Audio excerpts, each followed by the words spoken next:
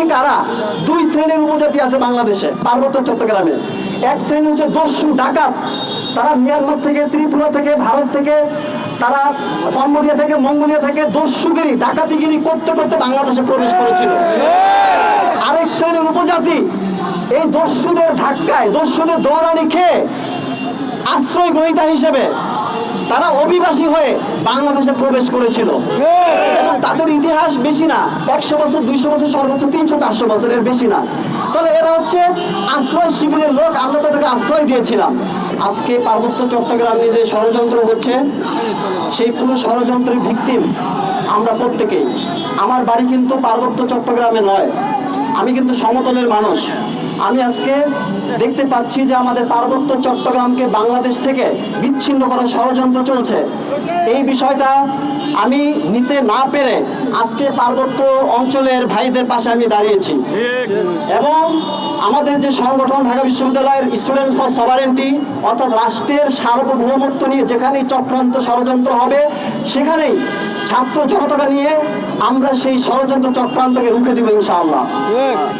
সেই উদ্দেশ্যে আজকে আমি একটা বিষয় বলতে চাই, সেটা হচ্ছে বর্তমানে যে আদিবাসী একটা বিতর্ক চলছে, যে পার্বত্য চট্টগ্রামে যারা আছে তারা আদিবাসী কিনা।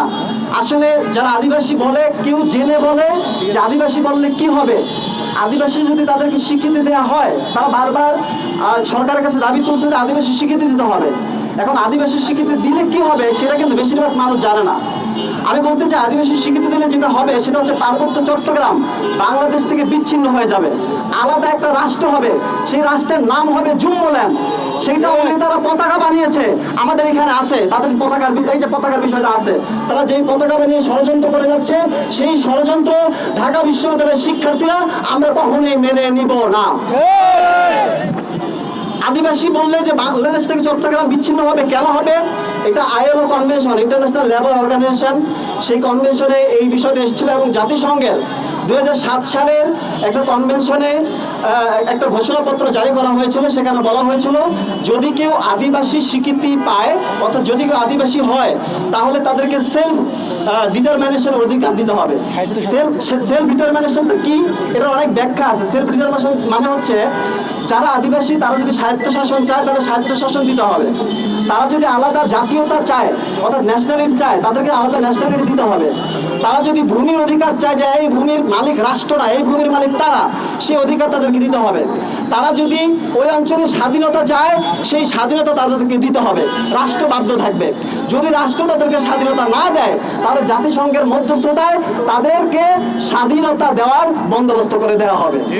তাহলে একজন দেশপ্রেমিক হিসেবে, একজন বাংলাদেশী হিসেবে আমরা কি এই ষড়যন্ত্র মেনে নিতে পারি? আমরা কখনোই পারি না। আমরা এই ষড়যন্ত্র মেনে নিতে পারি না, আমরা এই ষড়যন্ত্র মানব না। প্রিয় ভাইয়েরা, আজকে যে আদিবাসী চক্রান্ত চলছে, তারা যদি আদিবাসী হতো, পার্বত্য চট্টগ্রামের উপজাতিরা, আমরা আদিবাসী বলতাম, কিন্তু তারা তো আদিবাসী নয়। এক আপু বলে গেছেন, এই আমি একটু বলি যে বিষয়টা হলো যে উপজাতি কারা? দুই শ্রেণীর উপজাতি আছে বাংলাদেশে, পার্বত্য চট্টগ্রামে। এক শ্রেণী হচ্ছে দস্যু ডাকাত, তারা মিয়ানমার থেকে, ত্রিপুরা থেকে, ভারত থেকে, তারা কম্বোডিয়া থেকে, মঙ্গোলিয়া থেকে দস্যুগিরি ডাকাতিগিরি করতে করতে বাংলাদেশে প্রবেশ করেছিল। আরেক শ্রেণীর উপজাতি এই দস্যুদের ধাক্কায়, দস্যুদের দৌড়ানি খেয়ে আশ্রয় গ্রহীতা হিসেবে তারা অভিবাসী হয়ে বাংলাদেশে প্রবেশ করেছিল। এবং তাদের ইতিহাস বেশি না, 100 বছর, 200 বছর, সর্বোচ্চ 300-400 বছরের বেশি না। তাহলে এরা হচ্ছে আশ্রয় শিবিরের লোক, আমরা তাদেরকে আশ্রয় দিয়েছিলাম। সেই আশ্রয় প্রার্থীরা আজকে হঠাৎ করে, আজকে কার প্ররোচনায় দেশি বিদেশি বিভিন্ন NGO, খ্রিস্টান মিশনারি এবং বাংলাদেশের কিছু দালাল শ্রেণীর সুশীলদের প্ররোচনায়, দালাল শ্রেণীর সুশীলদের প্ররোচনায় তারা নিজেদেরকে আদিবাসী দাবি করতে চায়।